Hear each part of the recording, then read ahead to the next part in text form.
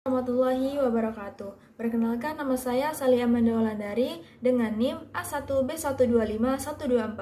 Di sini saya akan menyelesaikan tugas prosa fiksi, yaitu mereview kembali novel apa yang telah kami baca. Baiklah, di sini saya akan membacakan salah satu novel yang berjudul Azab dan Sengsara. Di sini saya membaca di salah satu aplikasi yang bernama Perpusnas. Ini dia buktinya. Baiklah, novel Azab dan Sengsara ini karya Merari Siregar dan diterbitkan pada tahun 1920-an. Novel ini menceritakan seorang kekasih yang bernama Maryamin dan Amiruddin,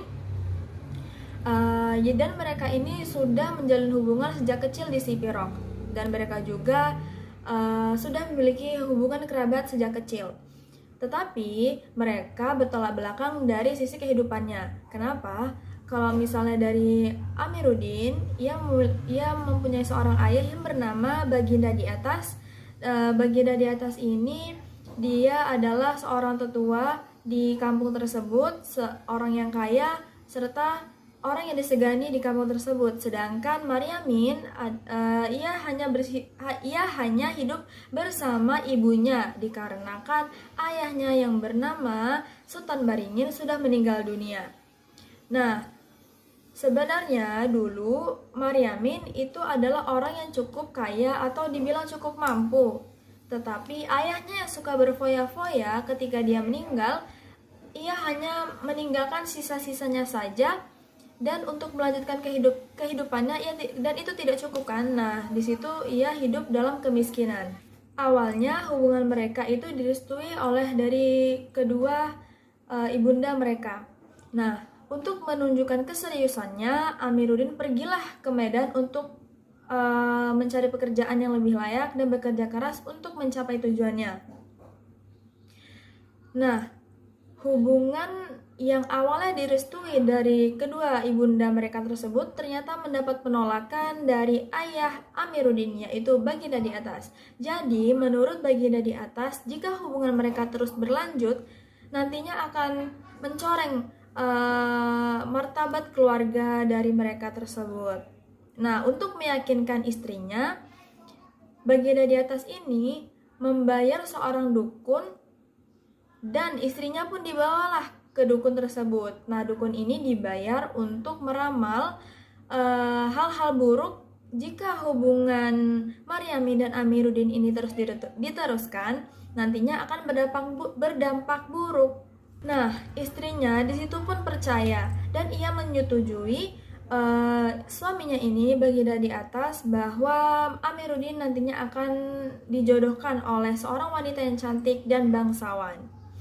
Nah, tanpa sepengetahuan Amiruddin, Baginda di Atas ini sudah meminang wanita tersebut yang bermarga Siregar.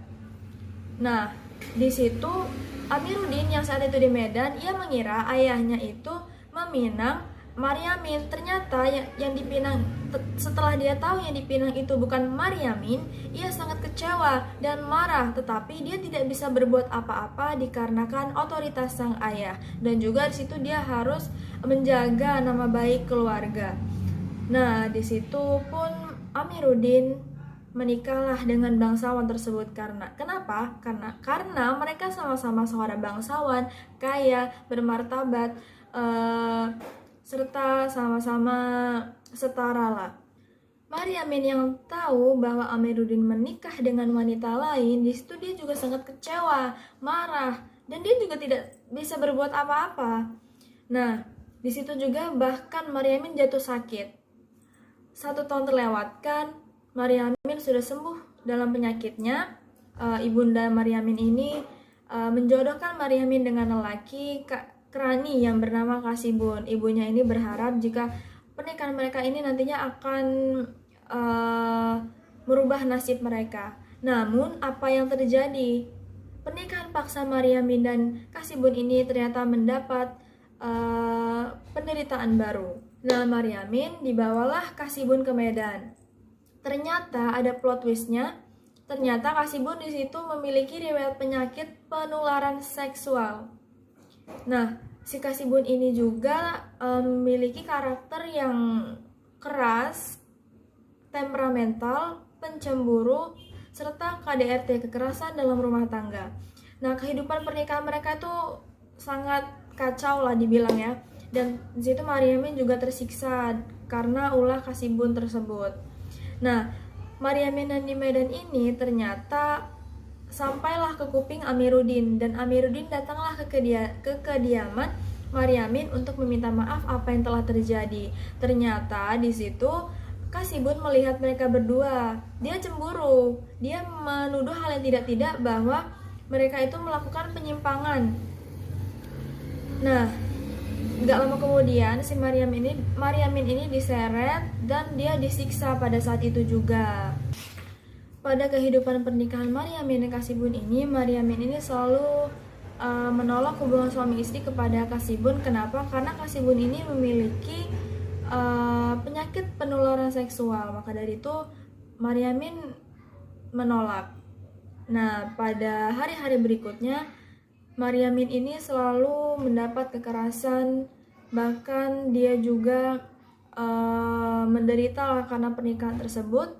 Dan di mana di satu titik Maryamin ini sudah tidak kuat dan dia melaporkan suaminya ini ke kantor polisi, dan akhirnya ia pun cerai kepada Kasibun. Tetapi pada masa itu Kasibun hanya didenda dan dipenjara dalam kurun waktu sebentar. Setelah bercerai, Maryamin pulanglah ke kampung halamannya, yaitu di Sipirok. Dan di situ pun juga dia harus menutup kuping dikarenakan tetangga-tetangganya dan orang-orang kampung di situ membicarakan dia dikarenakan masalah-masalah yang ditimpa oleh Maryamin. Di endingnya Maryamin pun meninggal dikarenakan penderitaan-penderitaan sebelumnya serta